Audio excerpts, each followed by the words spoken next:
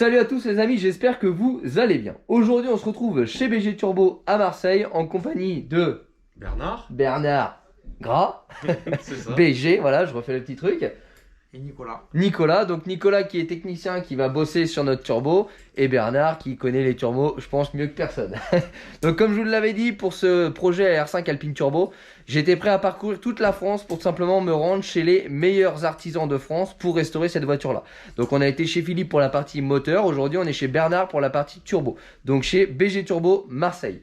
Ils ont d'ailleurs un lien directement sur internet, tous les liens pour les contacter seront en description de cette vidéo là. Aujourd'hui, on a reçu tout simplement le turbo du moteur de la R5 Alpine Turbo. Comme je vous l'avais dit dans la précédente vidéo sur mon voyage, je leur avais d'abord envoyé le turbo. Donc parce que voilà, je voudrais quand même clarifier parce que j'en sens déjà qu'il y en a qui vont dire il a déjà été démonté. Pour que Bernard puisse tout simplement le démonter, voir ce qu'il y avait dessus comme problème et commander les pièces pour tout simplement qu'on ne se retrouve pas à faire la route Rouen-Marseille et se retrouver sans les pièces. Donc Bernard, je te laisse un petit peu la parole. Quand tu l'as démonté, qu'est-ce que tu as vu? Alors bien évidemment, on l'a remonté dans son intégralité pour pouvoir vous faire une vidéo technique du démontage jusqu'à la reconstruction et la préparation de ce turbo-là. Bernard, je te laisse la parole. Ce qu'on a vu techniquement, c'est qu'il y avait de l'huile par l'admission. On peut regarder un petit peu, des remontées d'huile légères, c'est un peu gras. Un petit peu par l'échappement, on le voit dedans. Voilà, au fond. Et surtout, beaucoup d'huile Ici. à la turbine. Ce qui implique un défaut d'étanchéité, certain du turbo. On a vu également aussi que le turbo, il avait été réusiné à la partie échappement, ce qui n'est pas bon du tout sur ce type de moteur-là. Ce qui est pas bon et ce qui est pas forcément conforme, déjà à l'origine, ils ont mis une turbine qui est courante aujourd'hui du T3, alors que l'Alpine Turbo a une turbine d'échappement un peu petite. Là-dessus, on est sur quel type de turbo de base? Origine. C'est un T... C'est un T3, ça s'appelle des T... Je sais plus la dénomination. Nous, on marche par référence turbo et par référence après historique pièce, Garrett, fabricant. Voilà, te dire que c'est un T34 ou un T31 ou un T30, c'est pareil, ça reste une base de T3. Donc là, on avait bien fait d'envoyer le turbo avant chez BG parce que ça, moi, je l'aurais pas vu que la turbine elle avait été réusinée, etc. Et donc, ça a engendré tout simplement le fait qu'il a fallu, et ça a été quand même assez compliqué, retrouver un carter turbo d'échappement aux cotes standard. Eh oui. Et ça, c'est de plus en plus rare. Voilà, ça devient très rare à trouver. Donc du coup, Bernard nous en a trouvé un. Et donc là, on a à peu près tout pour refaire ce turbo à neuf.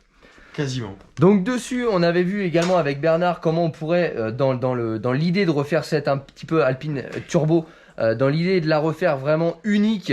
Et encore une fois, le but c'est pas faire des drag race avec, hein, c'est vraiment d'avoir de la belle mécanique. On avait vu comment on pourrait améliorer et préparer ce turbo là. Et là Bernard, qui mieux que toi pour nous en parler? Eh ben, on a des roues d'origine moulées, qui sont techniquement, c'est une ancienne roue, mais c'est donc ça c'est une roue type origine. Type origine, qui est moulée. Et ça, c'est sa sœur en performance. C'est des fabricants malaisiens qui fabriquent ces roues taillées dans la masse. Donc c'est de l'aluminium forgé. Alors, quelle est la différence entre les deux? Quelles contraintes on peut mettre à celle-ci qu'on peut pas mettre à celle-là? Une roue qui est taillée dans la masse, c'est comme un piston forgé. C'est beaucoup plus costaud. Ça permet d'avoir aussi réduire les épaisseurs des pales pour avoir un meilleur rendement. Ça permet aussi une autre chose, c'est vu que c'est taillé dans la masse, d'avoir un noyau de roue d'admission beaucoup plus fin. On voit bien la différence. Hein. Donc pour le même diamètre de roue, quand on parle de diamètre, c'est ici et ici. Techniquement, la trim. Le flux d'air est plus... Pour le même diamètre donné, on a une entrée d'air un peu plus conséquente, en restant avec sans faire d'usinage au niveau du carter compresseur du turbo. On reste sur quelque chose de standard, mais qui va être amélioré. D'accord. Et donc là, en termes de diamètre de la roue, on est sur le même diamètre? Le même diamètre. Donc là, il n'y a pas besoin de... C'est bizarre, mais c'est juste dû à cette différence. Là, on n'a pas besoin d'usiner sur celle-là de roue. D'accord. Après, on peut passer sur quelque chose de plus gros, sans exagérer. D'accord. Quel est l'avantage de passer sur quelque chose de plus gros, Enfin, quel est l'avantage donc de ça à ça, tu viens de nous l'expliquer, et de ça à la même chose, mais plus gros? Plus gros, ben, quoi qu'il arrive, c'est en passant de là à là, on améliore le rendement, on va améliorer le remplissage en air. Et si on met encore plus gros, on va améliorer encore plus le remplissage en air. Donc ça va donner une plage d'utilisation beaucoup plus grande. Moteur, D'accord. Plus de couple à bas régime et forcément plus de puissance. Mais en mécanique, on parle plus de couple que de puissance. Très de bien. rendement. Donc là maintenant on va vraiment ensemble démonter avec Nicolas, c'est ça? C'est ça. On va tout simplement démonter le turbo pas à pas. Il va vous expliquer ce qu'il trouve, s'il y a des trucs qui clochent. Chaque petite pièce il va vous dire un petit peu à quoi ça sert, etc. Ça va vraiment être du détail très technique sur ce turbo là. Et après on va attaquer la reconstruction. Et là c'est pareil, on va vous expliquer tout simplement tout ce qu'on va faire et toute la technicité du turbo avant de passer dans la salle qui se trouve derrière pour tout simplement équilibrer je pense et tester un petit peu le turbo. En dynamique. Et ben voilà, donc c'est parti, on attaque. Les amis, Nicolas va retirer son masque tout simplement pour une question d'écoute, ce soit plus facile pour vous. Nous on a tous le masque autour, donc voilà, je préfère vous le dire avant que certains fassent des commentaires. Donc pour le tournage de la vidéo, Nicolas va retirer son masque, ça va être plus facile pour tout le monde. Comme ça on va mieux entendre ce qu'il va nous proposer. Alors bon, normalement quand je démonte un turbo, je commence par le pointer pour respecter l'angle de l'arrivée d'huile et de la sortie d'huile, en l'occurrence la sortie d'huile. Donc il y a des petits points. Ce qui te permet de pouvoir le remonter. Exactement, pour que sur le véhicule il aille en lieu et place. Voilà, pour éviter, des fois il y a des joints particuliers. Si le client le tourne lui-même et qu'il pince le joint, par rapport à l'étanchéité, c'est pas trop bon. D'accord. Donc tout a été pointé parce qu'on a déjà démonté en amont. La platine aussi pour le support. Donc là on a vraiment la partie admission, partie échappement. Voilà, partie échappement avec le elbow, partie centrale donc par refroidi par eau juste avec l'huile, et la partie air admission. Et la wastegate. Et la wastegate. Donc là tu vas commencer par du coup déposer la partie échappement. C'est ça. Donc bon là il va sortir tout seul parce qu'on l'avait démonté. Sinon il faut faire très attention parce que si on le sort de travers, on tord la turbine côté échappement. Oui, parce que du coup ça passe vraiment light dans l'alésage. Très, et, donc je le sors doucement. Et là, on voit bien qu'il a bien fui. Et là on voit que la turbine surtout est beaucoup trop grosse par rapport à ce qu'elle devrait être d'origine. Exactement. Puis on voit bien l'usinage, là l'arrondi qui a été repris. La partie qui est là. Voilà, partie entraînement de pale qui est ici, puisque les gaz d'échappement arrivent là. Là on vide par là. On voit bien que ça a été réusiné. Et là il y a de l'huile dedans quoi. Il y a de l'huile de partout alors que ça devrait être absolument sec. Donc là d'après toi, enfin d'après le démontage, ce qui a créé l'huile c'est un problème d'étanchéité sur le turbo. Sur le turbo.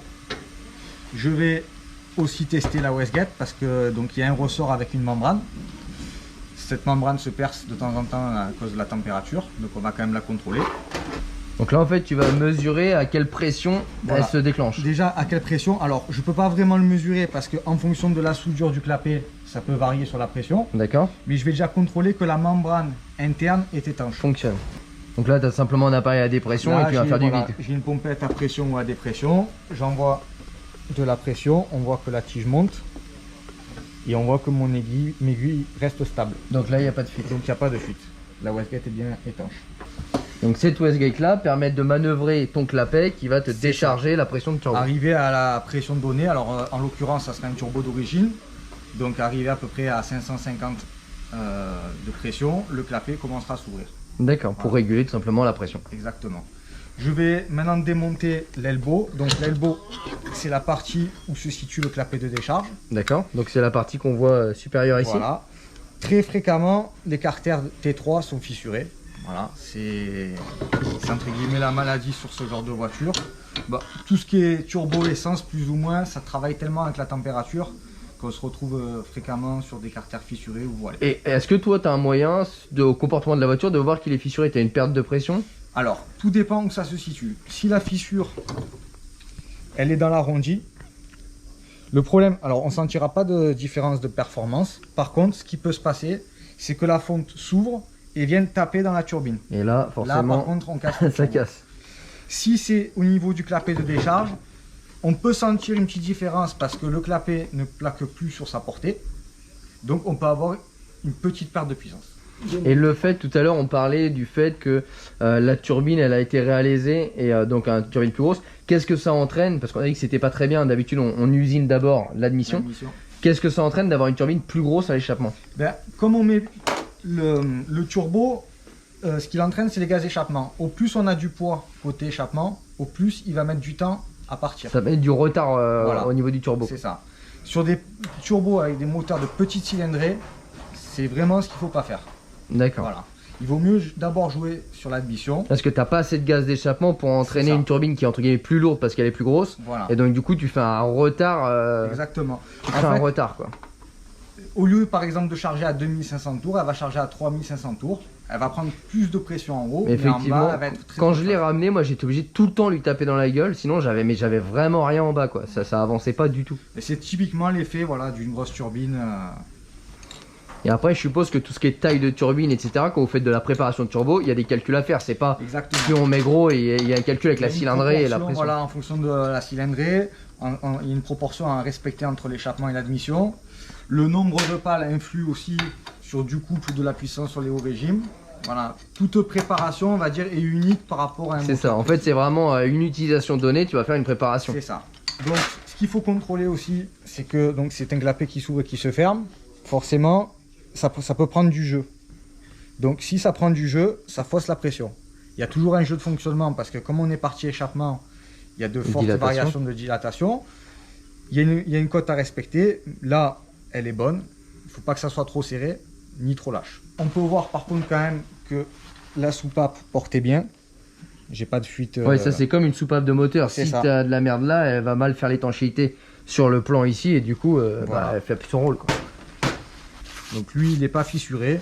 Il a quelques petites marques d'usure, mais ça c'est normal. C'est à cet endroit-là qu'il fissure généralement. Voilà, il se fissure en général à ce niveau-là.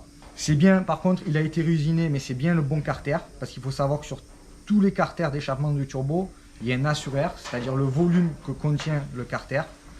Donc là, en l'occurrence, il est 24. D'accord, Voilà. c'est moulé dedans. Si par exemple les R5 Turbo ça va être 36, lancé à 48 ou 63, ça augmente en fonction de la cylindrée. Si on met le mauvais carter, ça va faire le même effet Que la une turbine. plus grosse. Voilà, ça va marcher sur les hauts régimes, mais bas régime, ça va être très Ouais, faible. en fait c'est hyper complexe parce que t'as un volume d'air, t'as une taille, t'as une ça. forme de turbine, t'as un poids de turbine. Voilà, En fait toute la préparation c'est pas juste on change la turbine et c'est fini. Parce que finalement t'as le volume de la chambre, t'as la forme de tes ailettes, le poids, c'est ça. l'usinage, c'est quand même assez complexe quoi finalement. Donc ben, maintenant on va attaquer à démonter la partie admission. Donc ça c'est toujours des vis qui sont normalement montées au tube étanche. Parce que comme ce sont des vis traversantes dans la lue, s'il n'y a pas de tube étanche monté, on peut avoir des... Qu'est-ce que tu appelles le tube étanche?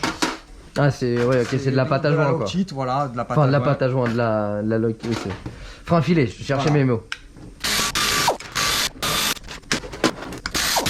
Donc là pareil, quand on sort le schra du compresseur, faire attention de ne pas taper trop fort pour ne pas tordre la roue. Peux-tu expliquer ce que c'est que le schra? Donc le schra c'est l'ensemble tournant, c'est cette pièce. Ça comprend, C'est le cœur du turbo. voilà, ça comprend la roue d'admission, la plaque arrière, le central là où passe l'huile, par ici, la cloche thermique et la turbine d'échappement. Là c'est assez impressionnant comme ça de voir la taille de la turbine d'échappement par rapport à la taille de l'admission. Ça a l'air disproportionné, je sais pas si... Ben, surtout que voilà, la turbine c'est une turbine qui est déjà beaucoup plus grosse qu'une R5 Alpine turbo d'origine. Donc forcément on voit que le coefficient n'est Il n'est pas bon. respecté quoi du coup. Voilà. Le fameux coefficient que tu disais tout à l'heure, on n'augmente pas trop l'un, faut qu'il y ait, C'est il ça. y ait une relation entre les deux quoi. Donc un turbo c'est un pas inversé dans 90% des cas pour pas qu'il se desserre en rotation. Nous on les monte à la loctite parce qu'en cas d'arrêt, manque d'huile ou autre, il peut se vriller et à ce moment là desserrer l'écrou pour pas que l'écrou parte dans la partie admission, échangeur ou autre. Donc la roue côté admission Qui est plutôt propre. Hein. qui est plutôt propre, on voit qu'elle a été changée il n'y a pas longtemps. La turbine, donc, on voit bien les portées des paliers, puisqu'elle est rayée. Ouais, ici là. Voilà, là et là. Normalement, ça doit être lisse. Donc, peut-être avoir des petites impuretés dans l'huile ou dans le central. On va enlever le segment. Donc, ce qui fait l'étanchéité du turbo, c'est ce fameux segment. D'accord. Le contrôler, voir parce qu'il y a une ouverture, donc quand il se met dans le central, il se ferme, il y a quand même une cote à respecter. Ouais, c'est comme un pied. En fait, finalement, il rentre dans une chemise quoi. C'est ça. C'est ni plus ni moins Donc qu'un. on va contrôler déjà tout ça. Il rentre dans cette gorge, donc on va contrôler aussi que la gorge Ah, le soit bonne. bon alésage. Voilà. Donc on va démonter tout ça et on va prendre toutes les cotes.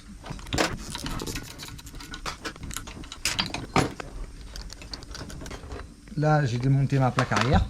qui est composé d'un carbone steel. C'est ce qui fait l'étanchéité côté admission. Le carbone steel, on pourrait comparer ça à un joint spi quoi finalement. Exactement. Donc il y a un joint torique à l'intérieur avec un ressort. Et en fonction de la pression, ça fait l'étanchéité. D'accord, donc en fait quand on turbocharge, il vient se coller et faire la pression quoi. C'est ça, il vient faire l'étanchéité et c'est surtout aussi pour pas qu'il y ait de l'essence qui vienne de ce côté-là. D'accord. Voilà. Oui, surtout sur un turbo aspiré. Voilà. Ça, c'est la butée du turbo. Ce qu'on appelle butée 270 degrés. Ou 360 degrés. Celle-là, Elle semble abîmée non ou... elle est un petit peu marquée, mais pas de là à dire qu'elle est foutue complètement. D'accord. Ça, c'est l'empilage qui se met entre la butée et le carbone steel. Donc il vient se mettre à ce niveau-là. Ce qui permet d'éviter d'avoir ce jeu axial, radial en fait. Ce déplacement de la turbine. Ça maintient la turbine centrée entre l'admission et l'échappement. D'accord. C'est ça la butée. C'est le même, c'est comme les cales sur un vilebrequin quoi. Exactement pareil, les cales latérales d'un vilebrequin. C'est la butée. On a l'arrivée d'huile, le graissage principal du turbo pour graisser la butée.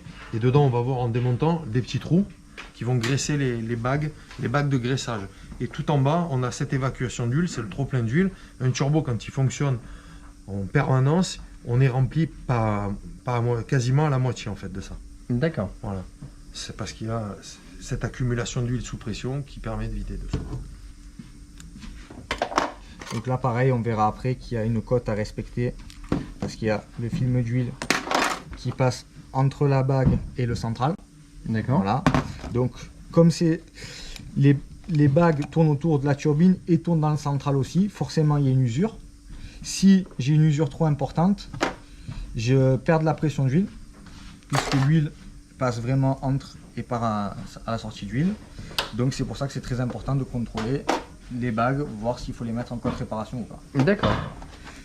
Là, En fait, c'est exactement la même chose finalement que quand on refait un moteur, sauf que c'est miniature quoi. c'est On ça. parle de segments, on parle de jeu, on parle... Un turbo, c'est un élément mécanique qui a été externalisé du moteur. On a le graissage, on a la température, on a tout. C'est un moteur dans le moteur. C'est ça. Dans les grandes lettres. Voilà. Et la deuxième bague qui va se mettre à ce niveau-là. Côté admission, côté échappement. échappement quoi. Donc c'est ce que je voulais t'expliquer. Tout à l'heure, on a vu le conduit. On a l'arrivée d'huile, le graissage principal du turbo, donc la pression d'huile moteur, techniquement.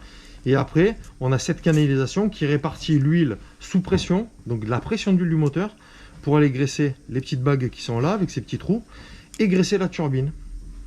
Voilà. Et la butée, forcément, on voit bien cette Donc canalisation. ton huile en fait traverse par les petits trous et vient par ces trous là lubrifier entre la bague et l'axe. Exactement, maintenir le jeu. Donc tu as une double lubrification en fait, tu as une lubrification entre la bague et le carter et entre la bague L'axe. et l'axe. Ouais, tout à fait. Là, on dit toujours d'ailleurs sur ces turbos qui sont à palier flottant que la vitesse de rotation de la bague est 2 fois inférieure à la vitesse de rotation du turbo. Pour une turbo comme ça, c'est 80 000 tours minute. Donc en gros, la bague elle tourne à 40 000 tours minute. D'accord. Et là c'est intéressant cette coupe là parce que finalement on voit bien que on dit souvent bon à l'ailette on sait si le turbo est mort ou pas, mais en fait le carter a un rôle très important aussi parce qu'on voit bien Les âges, ouais. quand ça passe dessus, ça vient lécher et comprimer l'air quoi. Ah oui, un peu plus côté échappement, il y a un peu plus de jeu forcément parce que Avec c'est la une pièce dilatation. de dilatation. Je vais enlever le fameux segment d'étanchéité de la turbine.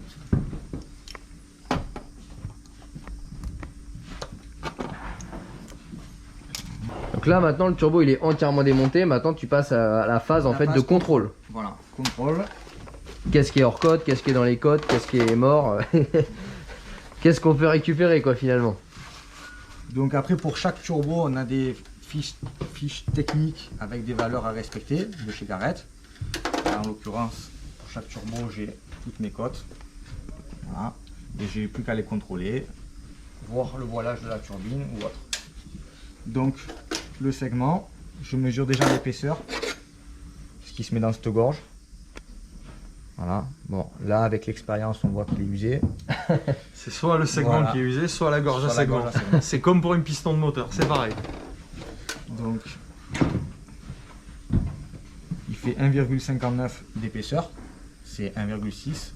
Et par contre à ce niveau là il fait un escalier, c'est-à-dire que l'épaisseur à l'extérieur est bonne, mais à l'intérieur elle est beaucoup moins importante. D'accord. Donc c'est déjà pour ça qu'il fuyait côté échappement.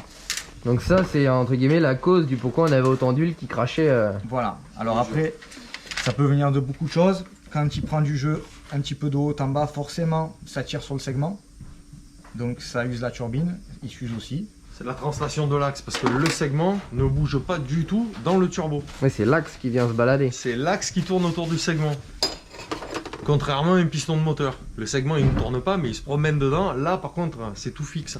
Une fois qu'il est dans sa position, il a une position encagée. On le voit bien ici d'ailleurs. On voit bien l'alésage, la portée du segment elle est ici. Et derrière, il y a une portée qui finit, le segment ne peut plus descendre. Il est encagé. D'accord. Il est encagé dans la turbine et dans le central et il ne tournera plus. Donc je suis à 17,98 et j'ai une tolérance jusqu'à 18,10 maximum. Donc par contre le central est dans les bonnes valeurs. Et dans les bonnes valeurs. Voilà. Donc là, c'était vraiment le segment, quoi. C'est ça. On va quand même prendre les cotes par rapport au bag, mais du moins côté étanchéité, lui il est étanche. Je suis à 15,76 et j'ai une portée maxi de 15,80. Donc je suis dans la tolérance. Ce central est encore bon, on peut le récupérer. D'accord. Donc là, c'était vraiment la partie étanchéité segment qui était Voilà. défectueuse. Donc bon, on a vu que la turbine était hors cote. On va quand même contrôler, parce que cet axe peut se voiler. Donc on va quand même contrôler s'il est voilé ou pas. D'accord. Et l'axe en lieu et place, est-ce qu'il est encore bon ou pas? Parce qu'on voit qu'il est rayé. Alors, il est rayé. Par expérience, il est plus bon, parce que si je mets des bagues neuves sur l'axe rayé, tu vas bouffer les bagues. Les bagues vont se bouffer dessus. Regardez dans le détail. C'est un axe qui a dû être déjà nettoyé. Simplement, on voit bien, on dirait qu'il a été déglacé. Ouais, comme une chemise. Sauf qu'un axe turbine, on va le voir sur un axe neuf, c'est une pièce qui est usinée d'un seul bloc. Je sais pas si on le voit bien à la caméra, mais effectivement, ça donne un peu de papier de verre. Exactement. Ça doit pas être dépoli. Parce que sinon, tu retires le traitement de surface et... Il n'y a pas de traitement, c'est parce que c'est un axe en acier, il n'y a pas de traitement. C'est une pièce usinée d'un seul bloc et elle doit être lisse, 100% lisse. On le verra sur une pièce neuve. Voilà. Donc ça, c'est quelque chose qui pour nous n'est pas conforme. Qui est même pour le fabricant de turbo, quel qu'il soit, n'est pas conforme. On va se mettre à contrôler l'axe turbine, même si on ne le récupérera pas. Donc je vais positionner ma turbine dans les contrepointes. Là, du coup, tu règles ton comparateur sur l'axe et tu vas tout simplement mesurer s'il a du voile. J'ai une tolérance d'1 centième. On est dans la tolérance. L'axe n'est pas voilé. Mais il est usé. On va te montrer peut-être une turbine de T3 qui a peut-être un peu plus de voile pour bien comprendre la différence qui est importante. Et le voile se mesure toujours sur la pointe de... Sur la flèche, on appelle ça la flèche. Donc la tolérance maxi, c'est 1 centième. Ouais, là on voit bien. L'aiguille elle se promène là. Voilà. Donc ça c'est mort, ça se redresse pas, c'est mort. Là clairement, si on monte une turbine comme ça, bon, on va avoir une usure prononcée du turbo et un gros défaut d'équilibrage. Ouais, parce que du coup il va tourner par rond et entre guillemets ta turbine d'admission elle va venir lécher le carter, quoi. C'est qu'en fait quand on va serrer toute la pièce côté admission, l'écrou, les empilages, la roue, du fait qu'il y a une flèche ici, on n'arrivera jamais à être droit et on va avoir un balourd d'équilibrage. C'est-à-dire que la roue elle va se promener sur l'axe, donc ça sera quasi inéquilibrable. On arrive, certaines, mais on n'équilibre pas, on s'arrête, on dit il y a un problème. Bon, on se retrouve avec Nicolas pour un petit peu plus de détails sur la turbine. Donc là, il va nous montrer notre turbine, on la reconnaît bien, elle est propre. Et la turbine neuve, donc là on est sur le même axe, la même turbine. Et il va vous montrer un petit peu ce qu'on vous a parlé tout à l'heure. De là, ça a été tout simplement nettoyé entre guillemets au papier de verre. Donc là, on voit bien en fait celle qui est d'origine, donc qui est usinée, qui est vraiment brillante. Et à côté l'autre, alors la caméra, je sais pas si vous voyez les streams, et là c'est opaque. Ça c'est tout simplement nettoyé, et même au toucher on le sent. C'est tout simplement, on pense nettoyer au papier de verre ou quelque chose comme ça, quoi. Donc pour autant R5 Alpine Turbo, donc on va rester sur une roue de diamètre origine avec un profil optimisé. Voilà. Alors pourquoi, en fait on a discuté longuement, parce qu'on a fait une petite coupure là, recharge batterie, on a discuté longuement si on passait sur une turbine plus grosse ou une turbine type origine optimisée, donc celle qu'on a ici. Le problème d'une plus grosse, c'est qu'il va falloir refaire l'intégralité des réglages carbu avec changement de gicleur, etc. Et là, encore une fois, il faut trouver quelqu'un de compétent parce que le but, c'est pas de refaire un moteur préparé neuf avec des belles pièces pour qu'il soit au final gâché et même détruit avec tout simplement des mauvais réglages. Donc, on reste dans des réglages qui vont devoir être changés, mais qui sont entre guillemets facilement modifiables.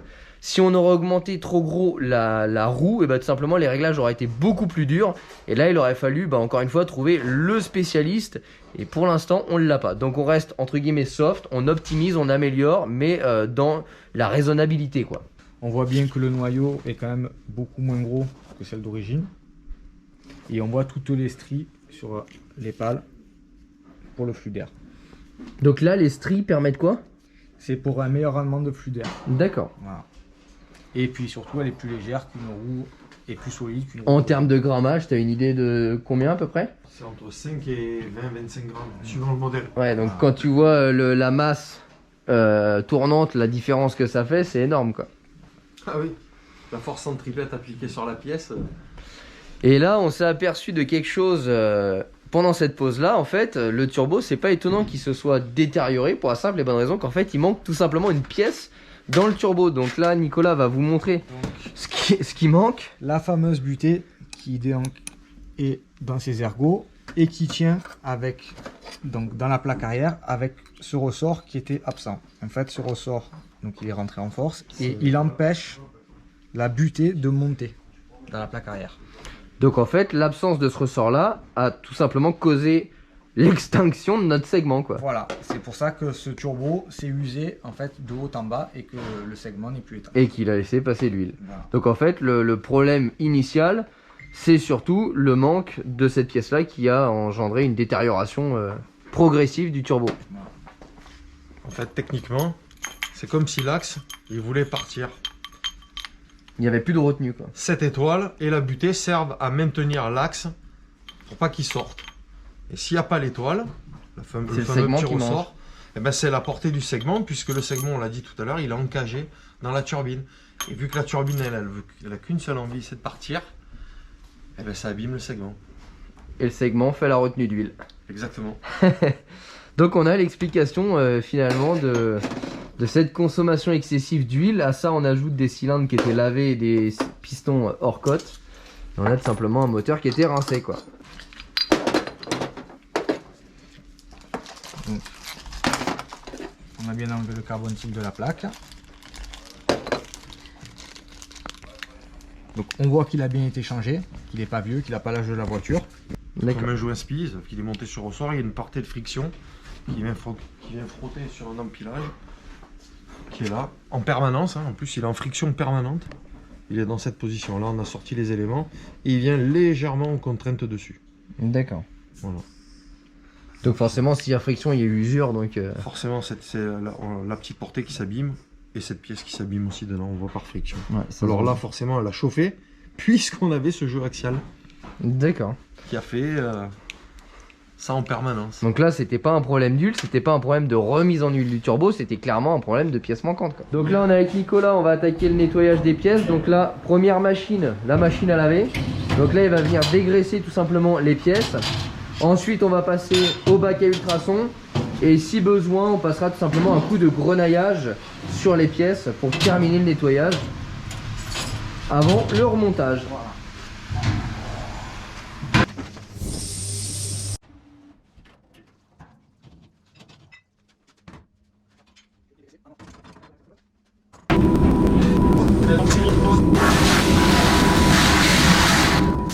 Donc on va attaquer le remontage de ton Shra. Donc petite réparation d'arête, neuf. Donc là, on n'est pas sur de la pâle copie chinoise, hein. Non, là, on est dans 100% garette. Bon, on te met une cloche thermique neuve aussi. La fameuse roue forgée taillée dans la masse. L'étoile manquante. La cause de Voilà. Le carbone style neuf. La turbine d'Air 5 Alpine. Donc ça, c'est turbine d'échappement origine. Origine. La seule pièce qu'on récupère, c'est ta plaque arrière dans laquelle je vais mettre le carbone style neuf. D'accord. Et du coup, l'axe de la turbine est également neuf. Oui, tout est neuf.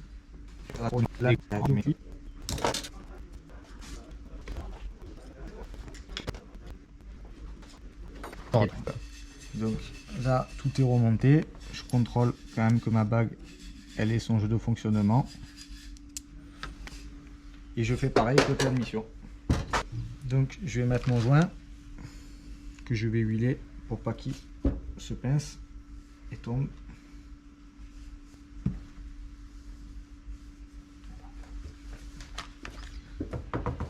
Mon empilage et ma butée.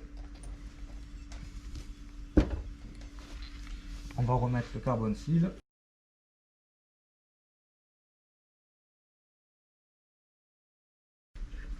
Donc c'est ni au marteau, ni au burin. Là, c'est un montage par compression quand même. Ouais. Et ça se monte à la main, à la clé, simplement sans forcer. Il n'y a pas de contrainte dessus. Donc je contrôle bien que mon carbone steel soit embuté dans la plaque arrière. Ce qui est bon. Je contrôle qu'il ne se soit pas fissuré en montage aussi. Et qu'il marche normalement. Donc je vais mettre... Alors je mets 2 étoiles. Si jamais tu voudras mettre un peu plus de pression. Ça permet de supporter mieux l'augmentation de pression de turbo. Voilà. Et maintenant je referme mon ensemble tournant. Donc la partie centrale est terminée. Donc je mets la cloche thermique. Alors pour les segments, donc on a vu tout à l'heure un segment type d'origine avec une ouverture comme celle-ci. Il existe une autre type de segment, des segments type compétition qui ferment pratiquement à zéro, qui sont beaucoup plus étanches. D'accord. Qui vont mieux supporter l'augmentation de la pression. Donc c'est ce qu'on va te monter. Alors là je reprends pas mes cotes au niveau des gorges puisque c'est de la pièce 9 Garrett. Voilà. Et ça aurait été de l'adaptable, tu l'aurais pris, mais là étant donné que c'est du coffret neuf. Voilà. Puis de toute façon sur le banc d'essai après on va le mettre en pression d'huile, on va contrôler tout ça. La cloche de thermique, je suppose qu'elle sert simplement à limiter la température pour le corps du turbo. C'est ça, en fait quand on démonte un turbo, en général la bague côté échappement, donc la fameuse bague comme ça, est toujours plus marquée et brûlée que la bague côté admission. Pourquoi? C'est tout simplement la température d'échappement, lui qui qualifie et qui marque les bagues. Si vous le remontez sans la cloche, vous allez avoir beaucoup plus de température dans le central et une usure prononcée de la bague. Voilà. Souvent elles sont montées serrées. Ça commence à avoir de la gueule là. Donc je lubrifie et je chauffe pour dilater.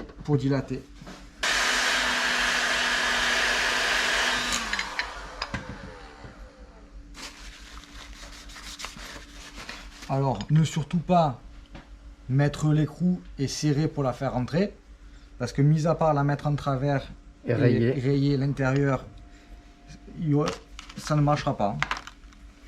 Oui, ça doit rentrer entre guillemets normalement quoi. Voilà, il suffit qu'elle accroche, ça l'abîme à l'intérieur, ça va être inéquilibrable.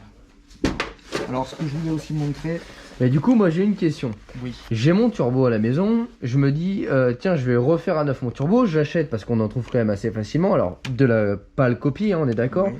Garrett personnellement moi j'ai pas trouvé, mais j'achète une copie de kit pour refaire mon turbo, je refais mon turbo, mais du coup si je suis pas équipé pour équilibrer, finalement mon turbo il est pas refait, il est pas terminé. Non, alors ça m'arrive d'équilibrer des chras de clients qui font eux-mêmes le montage de leur chras, voilà. Après, marcher, il tournera. Là, j'ai pas encore mis l'écrou, mais il tourne, il n'est pas équilibré. Après, combien de temps ça va marcher? Oui, parce que s'il n'est pas équilibré, il va créer un désaxe. Enfin, voilà. Il va se désaxer et tout simplement, il va user... C'est ça. Alors après, ça peut arriver, on va peut-être le voir après, qu'en le lançant sur la machine, il est déjà équilibré. Équilibré de base. Parce que de plus en plus, chaque pièce... est mieux fini et du coup, on a... Voilà, elles sont toutes plus ou moins équilibrées. Mais il y a toujours, en général, quand même un bas lourd.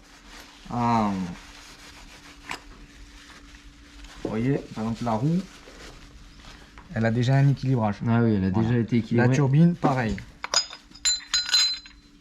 Il y a un pré-équilibrage quoi. Là on fait vraiment l'équilibrage de finition. Voilà. Et après on équilibre l'ensemble complet. D'accord. Après tu fais l'ensemble tournant, la phase finale quoi. C'est ça. Et si tu le fais toi-même, finalement tu peux t'en sortir avec un peu de chance et que ce soit potablement équilibré quoi. Mais encore une C'est- fois, ça va jouer sur la durée de vie du turbo. Voilà, le banc c'est quand même obligatoire pour pouvoir assembler un Shra complètement.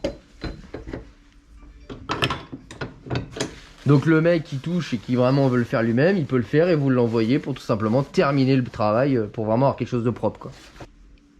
C'est pas beaucoup. C'est tout de suite plus joli que dans la première séquence. Donc c'est un pas à gauche hein, qui ne veut pas se desserrer en rotation. Toujours. Au niveau du serrage du couple, alors on utilise sur certains modèles la clé dynamométrique au couple. Ça, cela, on a quand même un petit peu l'habitude. Nicolas a presque 10 ans d'ancienneté chez nous. Donc il a un peu l'habitude au niveau du serrage. Voilà. Ça ne serre pas très fort. Voilà. Là, le Shra est complètement terminé, il est prêt à être équilibré. D'ailleurs, on peut comparer, dû au carbone steel, la dureté de la pièce comparée à une turbo qui est différent. La rotation d'une pièce. Donc là, on le lance, il ne tourne pas. Ben ça, c'est parce qu'il est freiné par le carbone steel qui est côté admission. Et il est freiné en permanence. Ce qui donne un petit peu de temps de réponse à cause de ce système. Comparé à un autre turbo, bon lui il est sur roulement mais ça n'a rien à voir. Donc ça fait partie de la préparation du turbo. Passer un turbo sur roulement. Exactement. Bon les amis, maintenant que le Shra est terminé, on va tout simplement se retrouver avec Bernard et Nico sur la machine qui va équilibrer le turbo. Donc là je vous laisse la parole, expliquer comment ça fonctionne, un petit peu ce que tu viens de me dire, la précision d'équilibrage, les tolérances, etc. Je vous laisse la parole. Alors, un turbo ça s'équilibre sur une VSR, c'est cette machine, il y en a deux, il y en a trois même, deux on les a vus.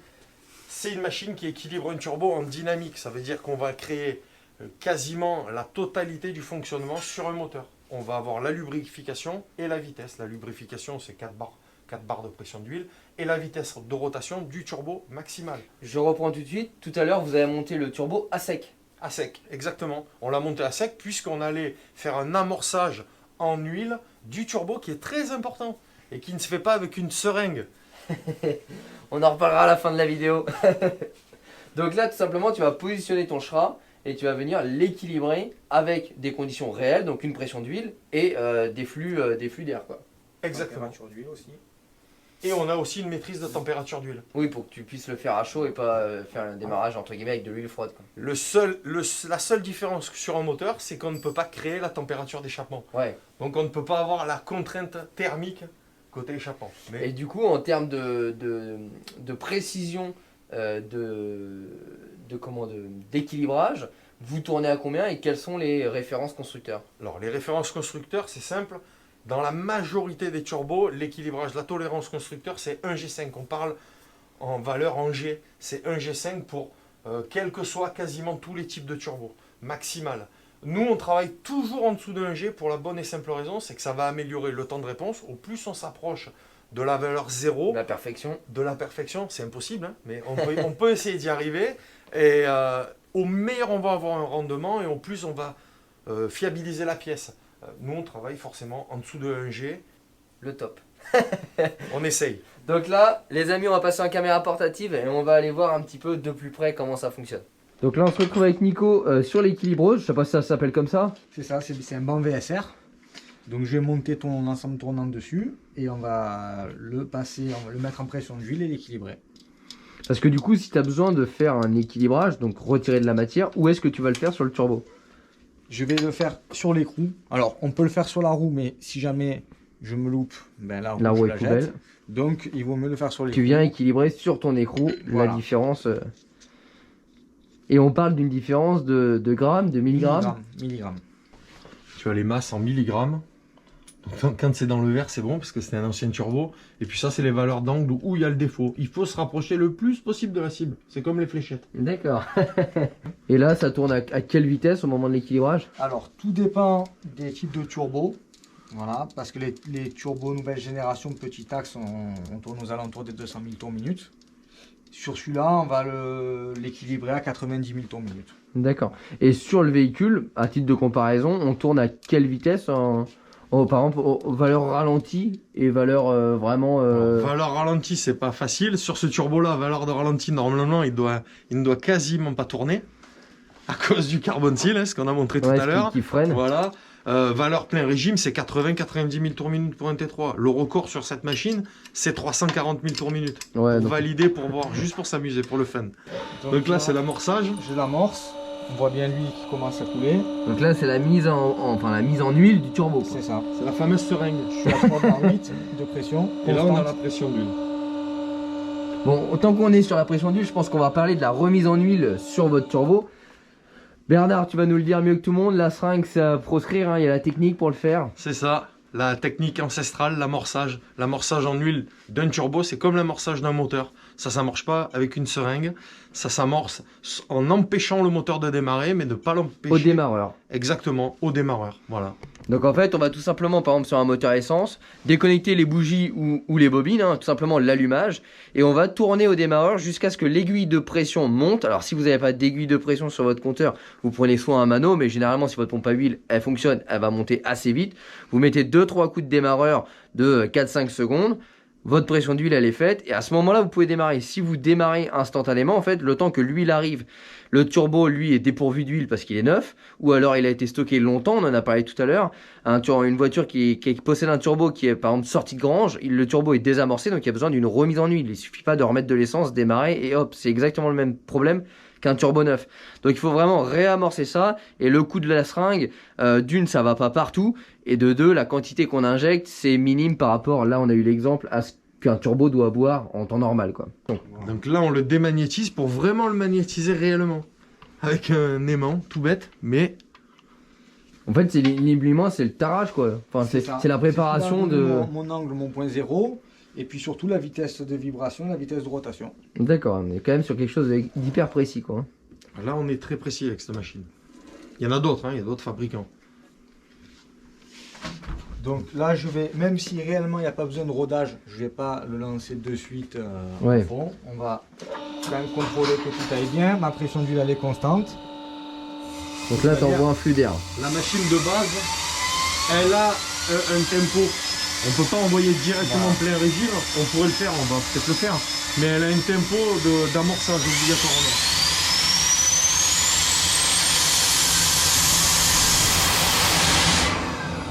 Ah ouais, ça souffle quand même. Voilà. Ah la vache. Là, réellement, le Schrail serait bon. Parce que au point le plus haut, je suis à 0,42 G, à Pour 65 000. 1,5 qu'on a dit tout à l'heure de marge d'erreur. Tolérance. Pour la vitesse de rotation qui est de... Qui est de, là c'est à 64 000, mais au plus haut, j'ai 80 000. Voilà, il est calibré pour 80 000. C'est un T3, c'est 80 000. Ouais, ça fait vachement de bruit hein, quand ça souffle. Mais là, c'est sur du petite vitesse. Donc, maintenant, on va quand même le peaufiner. Voilà, explique-lui. Donc, normalement, Les fléchettes. voilà. C'est qu'à ce niveau-là, donc En fait quand tu tournes quand je ton... tourne, il me capte l'endroit où est-ce que je dois enlever la matière. D'accord. Et il me dit que pour être parfait, Ah.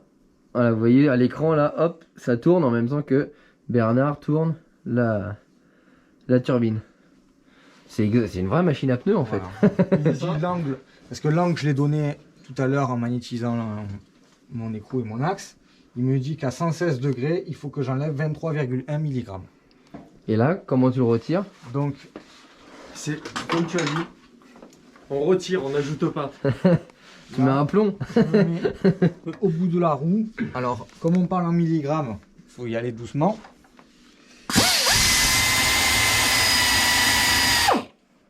C'est insignifiant. C'est pas insignifiant, mais c'est... Là, on se trouve vraiment juste ici. Parce que ça brille avec l'huile. Et tu vas voir la différence. Là déjà, il faudra le coup de main parce que si tu en retires trop... Mais il faut changer l'écrou.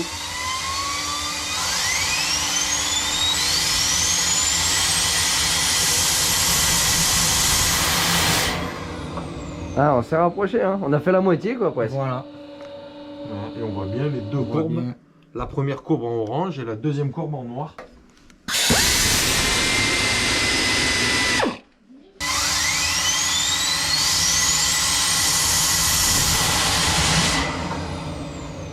Bon, là, ça va être difficile de Là, faire je- mieux. hein. Là, on est vraiment... Là, en termes d'équilibrage, Il devient bon au jeu de fléchettes quand même. Ouais, on peut l'inscrire au championnat du monde. On est sur du 0,09 G. Ah, donc là c'est parfait. C'est Quoi. parfait. Bah, avec ça, l'Alpine elle va monter les côtes comme jamais. Elle va grimper aux arbres. Donc ben, maintenant qu'on a équilibré, on va le remonter sur ses carters. Donc le compresseur, partie admission, le turbo équilibré, le joint torique qui va faire l'étanchéité. Donc je retrouve mon pointage de tout à l'heure. Donc Qui va te permettre de remettre tes carters alignés. voilà, donc chez nous 2 points, c'est la sortie d'huile. Donc je me le positionne. Parce qu'en fait, lui, tu pourrais le mettre dans la Je position que tu pourrais veux le serrer finalement. n'importe comment. Ce qui fait que quand je le mets sur la voiture, tu vas me maudire. Donc, carter échappement neuf d'R5 Alpine, donc pas réusiné. Voilà, donc là on est vraiment sur un carter d'origine. Comme vous le savez au début de la vidéo, l'autre était usiné avec une roue plus grosse qui entraînait du coup une perte de performance du Voilà. turbo. Alors, je vais quand même te récupérer ton ancien carter pour repérer le pointage, D'accord. pour que tu galères pas. Le turbo sera à peu près monté comme ça, ce qui va me donner l'orientation pour ma wastegate. Parce que la wastegate, je peux la mettre là, là ou là, j'ai plusieurs endroits, donc je sais qu'elle va se situer ici. Nicolas nous remonte une Westgate originale. Parce que de base, on avait une Westgate qui n'était pas d'origine parce qu'elle avait qu'un seul téton. Si tu peux juste nous montrer la petite différence. Alors. Voilà. Là, on Là, retrouve en bien. fait, il y a la contre-pression en bas qui crée une fuite et la pression en haut. Contrairement à celle d'origine où il n'y avait que la pression. Enfin, d'origine, qui n'est pas Qui d'origine. n'est pas du coup. d'origine. Alors c'est une vraie Westgate Garrett, mais c'était pas l'origine de. Parce que c'est plus celle-ci n'est plus fabriquée. Voilà. Donc du coup, Du coup, on monte toujours. mais vu ça. que tu en avais une qui traînait, Voilà. on refait un turbo vraiment d'origine. D'origine. Donc là, tout est assemblé. Donc carter d'admission, Westgate, le SHRA. On va pouvoir le fixer sur le carter échappement. Donc on le laisse en origine. Oui, vas-y, Oui. pour l'instant, de toute façon, il y aura le rodage et tout, et puis on montera la pression après. Donc Donc là, tu règles ta pression au mano, Là, après je- tu allonges ta tige pour Voilà. qu'elle aille en position mais ouverte. si par exemple je le mets comme ça, enfin, il serait tordu, il serait pas l'angle, je vais avoir un plus gros levier, donc plus de pression. D'accord. Vice versa. Faut vraiment que tu tires droit, quoi. C'est ça. Bon, ben, on a mis un petit coup de peinture sur la Westgate et puis là on va continuer le serrage, faire la pression et mettre mes durites. Donc je contrôle quand même toujours mes angles. La durite.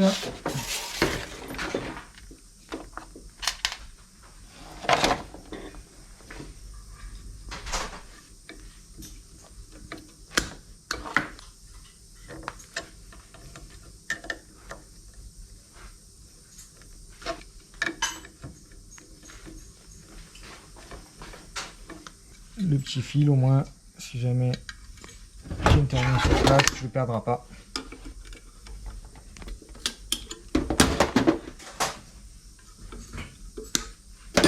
Je te mets un petit peu de graisse au cuivre pour pas que ça accroche.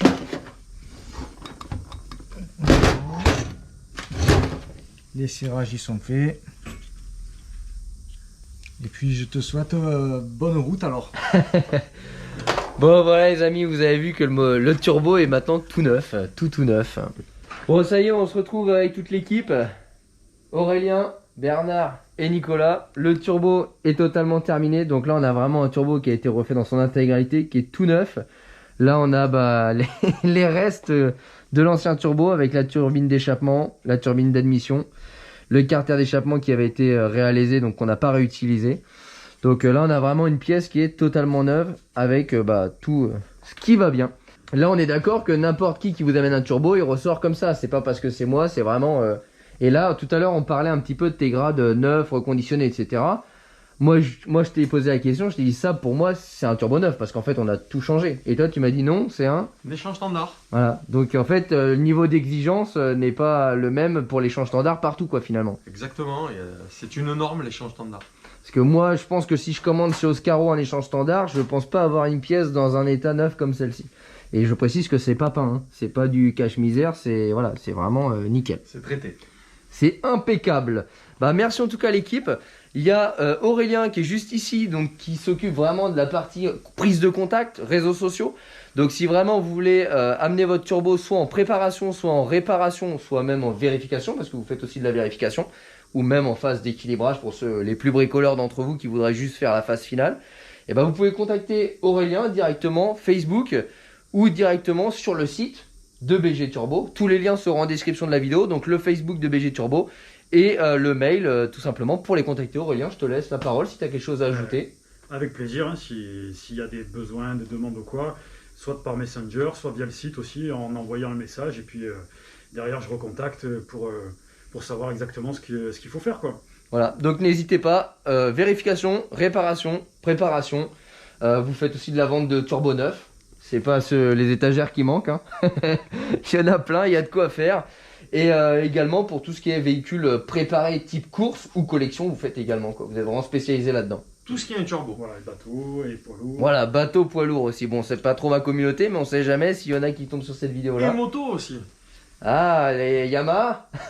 Yamaha, Suzuki, et Kawasaki. Bon, enfin voilà, si jamais vous avez besoin de turbo, de réparation, de conseils, n'hésitez pas, BG Turbo. C'est du lourd, c'est parfait. Franchement, boulot très sérieux, gens compétents, qualifiés et super sympathiques. Donc voilà, merci à vous les gars, ça me fait super plaisir. J'ai quand même traversé la France pour avoir un beau turbo et je suis vraiment pas déçu, c'est magnifique. Et ben écoutez les amis, demain on va tourner une autre vidéo qui sortira un petit peu plus tard, qui sera plus orientée fun que technique, où on va vraiment vous montrer des turbos cassés, quels sont les types de casques, comment on peut arriver à ce genre de casse là, et on vous montrera quelques turbos qui je pense vous n'aurez jamais vu de votre vie. Les amis, je vous remercie d'avoir regardé cette petite vidéo, n'hésitez pas à nous rejoindre sur les réseaux sociaux Facebook et Instagram, tous les liens sont en description de la vidéo, n'hésitez pas à rejoindre BG Turbo sur Facebook, et nous on se retrouvera très prochainement, n'hésitez pas non plus à vous abonner à la chaîne YouTube, c'est très important, en bas à droite. Les amis, je vous dis à très bientôt, ciao. Ciao, ciao.